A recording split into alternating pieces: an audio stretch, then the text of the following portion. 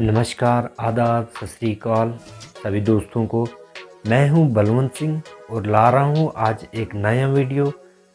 बैसाखी क्या है, इसका महत्व क्या है और ये पूरे भारतवर्ष में कहाँ कहाँ मनाई जाती है, आज इन सब चीज़ों के बारे में हम डिस्कस करेंगे इस वीडियो में। सबसे पहले आप सभी लोगों को, पूरे देशवासियों को, मेरे जो भी दोस्त हैं, फ्रेंड्स हैं, सब लोगों को मेरी तरफ से बैसाखी की बहुत सारी शुभकामनाएं एवं बधाई। हमारा भारत जो है वो एक बहुत बड़ा देश है। यहाँ पे हर धर्मों के, हर धर्म के मानने वाले लोग रहते हैं और हर धर्मों के अपने अपने त्यौहार हैं। और पूरे, अगर हम बात करें पूरे वर्ष की, तो पूरे वर्ष में कोई ऐसा दिन ना होगा जब किसी न किसी धर्म का कोई दिन, किसी न किसी धर्म के लिए कोई दिन मतलब खास ना होगा। ठीक इसी प्रकार 13 अप्रैल जो है वो सिख धर्म के लोगों के लिए ये खास दिन है और ये एक बहुत ही अहम पल, बहुत ही खास दिन होता है सब जो सिख धर्म से लोग ताल्लुक़ रखते हैं। बैसाखी का त्यौहार जो है ये ज़्यादातर हरियाणा और पंजाब राज्यों में मनाया जाता है। बात करें हम बाकी स्टेट्स की, भारत की बहुत बड़ी सभ्यता और संस्कृति है। ये आसाम में ये त्यौहार जो है वो अपने अपने नाम, पूरे देश में हर जगह ये त्यौहार मनाया जाता है, लेकिन हर जगह इसको अपने अपने नाम से मनाया जाता है। जैसे कि आसाम में इस बिहू नाम से जाना जाता है और केरल में और वेस्ट बंगाल में हर जगह जो है बैसाखी का त्यौहार अपने अपने नामों से मनाया जाता है। ये समय ही कुछ अलग होता है। किसानों के चेहरों पर खुशी का माहौल होता है। जब वो खेतों में अपनी लहलहाती हुई फसल को देखते हैं तो उनका जो चेहरा है वो बहुत ही खुश दिखाई देता है। मतलब उनके चेहरे पे इतनी खुशी है कि जिसको बयान करना बहुत मुश्किल होता है। पूरे रबी की फसल जो है वो बनकर तैयार होती है। किसान अपनी फसल को देखकर उनके मन में एक अलग सी खुशी का माहौल होता है और किसान जो है अपनी खुशी का इजहार इस त्यौहार को मनाकर करते हैं। हालांकि इस त्यौहार मनाने के जो महत्व हैं, कई सारी मान्यताएं हैं और कहानियां हैं इस त्यौहार के जो रिलेटेड हैं। इस दिन सूर्य जो है वो मेष राशि में प्रवेश करता है। ये त्यौहार मनाए जाने का एक कारण है। नमस्कार दोस्तों, स्वागत है आपका बल्लू ऑफिशियल के चैनल पे। आज मैं आपको बैसाखी के महत्व और इसके क्या कहानी है ये सब बताने जा रहा हूँ। साथ ही साथ बैसाखी के इतिहास के बारे में बताने जा रहा हूँ। बात करें हम सन 1699 यानी सन 1699 की बात करें हम। सन 1699 में सिखों के अंतिम गुरु गोविंद सिंह जी ने सिखों को खालसा के रूप में संगठित किया था। तो ये दिन भी, इस दिन को खास बनाने का एक अहम कारण है। इस त्यौहार की तैयारी भी हिंदू धर्म के सबसे बड़े त्यौहार दिवाली की तरह कई दिन पहले से की जाती है।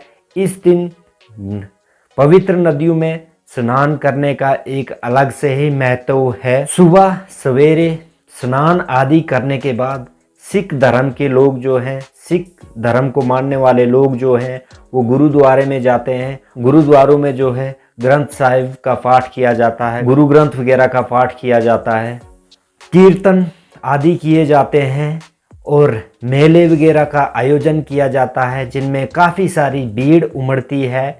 पंजाबी लोग इस दिन को अपना विशेष नृत्य जो है भांगड़ा, उसका भी भांगड़े के ज़रिए भी अपनी खुशी का इजहार करते हैं। बैसाखी त्यौहार का इतिहास सन 1699 की बात है। सिखों के गुरु गोविंद सिंह ने सिखों को एक आमंत्रित किया, एक जगह इकट्ठा होने को कहा। सब लोग, सिख धर्म को मानने वाले लोग गुरु के आदेश को उन्होंने माना और अनंतपुर साहिब में सब लोग इकट्ठे होने लगे। यहाँ पर एकत्रित हुए लोगों के बीच में गुरु के मन में अपने शिष्यों की परीक्षा लेने का एक उनके मन में एक ख्याल आया। उन्होंने अपनी तलवार को कमान से निकालते हुए पूरे लोगों के बीच में लहराते हुए उन्होंने कहा। लोगों ने गुरु के ऐसे वचन सुनकर लोग सब हैरान हो गए, परंतु इसी बीच लाहौर के रहने वाले दयाराम ने अपना सर जो है गुरु के चरणों में हाजिर किया। गुरु गोविंद सिंह जी दयाराम को अंदर लेके गए और उसी समय जो है रक्त की धारा अंदर से एक पानी की तरह, नदी की तरह बहकर बाहर आई। गुरु गोविंद सिंह जी पुनः बाहर आए और अपनी तो तलवार हवा में लहराते हुए कहने लगे कि मुझे सर चाहिए। इस बार जो है सहारनपुर के रहने वाले धर्मदास आगे आए, उन्हें भी गुरु द्वारा अंदर ले जाया गया और इस बार भी जो है रक्त की धारा जो है बाहर बहती हुई दिखाई दी। इसी तरह और 3 लोगों ने अपना सर जो है गुरु के चरणों में अर्पण किया और इन 3 लोगों को भी गुरु द्वारा अंदर ले जाया गया और रक्त की धारा नदी की तरह बहती हुई बाहर आने लगी। बाकी सब लोगों को लगा कि इन 5 सब लोग जो अंदर गए हुए थे, इन सब लोगों की गुरु द्वारा बलि दे जा चुकी है। परंतु कुछ ही देर बाद जो है गुरु गोविंद सिंह जी इन 5 लोगों के साथ अंदर से बाहर आते हुए नज़र आते हैं और लोगों को कहते हैं सब जो है गुरु जी जब इन 5 लोगों के साथ बाहर आए, उन्होंने लोगों को बताया कि अंदर जो है आपने जो खून देखा है वो पशु की बलि। और गुरुजी ने साथ ही ये भी कहा कि मैं तो इन लोगों की परीक्षा ले रहा था और ये लोग जो हैं वो अपनी परीक्षा में पास हुए और इन 5 लोगों को गुरुजी ने 5 यादों के रूप में प्रचित किया और इनको अमृत का रसपान करवाया और साथ ही ये निर्देश दिए कि आपको आइंदा के लिए अपनी दाढ़ी के बाल रखने होंगे और साथ ही इन लोगों को कहा कि आज के बाद तुम लोग जो हो सिंह कहलाओगे और साथ ही इनको बाल और दाढ़ी रखने के निर्देश भी दिए और साथ ही कहा कि वो लोग अपने बालों को संवारने के लिए कंघा साथ में रखें और आत्मरक्षा के लिए कृपान का इस्तेमाल करें और कच्छा धारण करें तथा हाथों में कड़ा पहने। इसी घटना के साथ जो है गुरु गोविंद सिंह कहलाए और ये दिन भी जो है वो खास हो गया। और दूसरी कहानी महाभारत के पांडवों के साथ जुड़ी हुई है। कहा जाता है, मान्यता है कि पांडव जब वनवास के दौर में जब पंजाब में थे, पंजाब के कटराज ताल पहुँचे तो पांडवों को बहुत ज़्यादा प्यास लगी। युधिष्ठिर को छोड़कर चारों भाई एक सरोवर पे पहुँचे और यक्ष के मना करने पर भी उन चारों भाइयों ने वहाँ का जलपान किया उस सरोवर का और परिणाम स्वरूप 4 पांडु भाइयों की मृत्यु हो गई। बहुत देर तक वापस न आने पर युधिष्ठिर को अपने चारों भाइयों की चिंता होने लगी, उनको उनकी चिंता सताने लगी और वो उनकी तलाश में चले गए। ढूंढते ढूंढते जब युधिष्ठिर भी उस सरोवर के उस तालाब के पास पहुँचे तो उन्हें भी बहुत प्यास लगी और वो पानी पीने के लिए गए थे। वहाँ पे यक्ष आए और यक्ष ने युधिष्ठिर महाराज से कहा कि आप पानी नहीं पी सकते हो, इसके लिए आपको हमारे कुछ प्रश्नों के उत्तर देने होंगे। युधिष्ठिर महाराज के उत्तर सुनकर युधिष्ठिर महाराज को अपने भाइयों को मृत होने की खबर भी दी युधिष्ठिर महाराज को और यक्ष ने युधिष्ठिर महाराज से कहा कि आप चारों में से किसी एक भाई को आप जीवित करवा सकते हैं। तब युधिष्ठिर महाराज ने अपने भाई सहदेव को पुण्य जीवित करने की प्रार्थना की।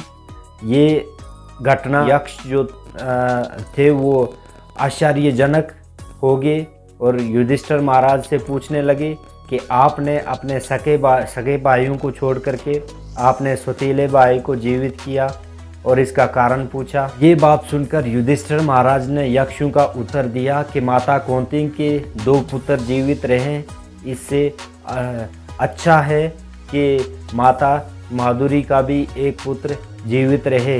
ये बात सुनकर यक्ष युधिष्ठिर महाराज से बहुत प्रसन्न हुए और उन्होंने उनके जो बाकी भाई थे सबको जीवित कर दिया। तब से ये दिन खास हो गया और तब से ही पवित्र नदियों के किनारे बहुत बड़ा मेला लगता है और इसके अलावा जुलूस निकलता है और जुलूस में सबसे आगे 5 प्यादे नंगे पांव चलते हैं। और बैसाखी का त्यौहार जो है वो बड़े उत्साह के साथ मनाया जाता है। बैसाखी का पर्व जो है किसानों का बहुत बड़ा पर्व है। किसान लोग जो होते हैं भगवान को अपनी अच्छी फसल होने के लिए धन्यवाद देते हैं। हालांकि बैसाखी का त्यौहार खुशी का त्यौहार है और अगर हम इतिहास के पन्नों को पीछे मोड़ के देखें तो बैसाखी के दिन कुछ ऐसी घटनाएं हुई हैं जो इतिहास में जो है वो कभी भुला नहीं सकते हैं। हम बात करें हम जलियांवाले बाग के नरसंहार की, जिसमें तकरीबन जो है 1000 लोगों की मृत्यु हुई थी, निर्दोष लोगों को मारा गया था जनरल डायर के द्वारा।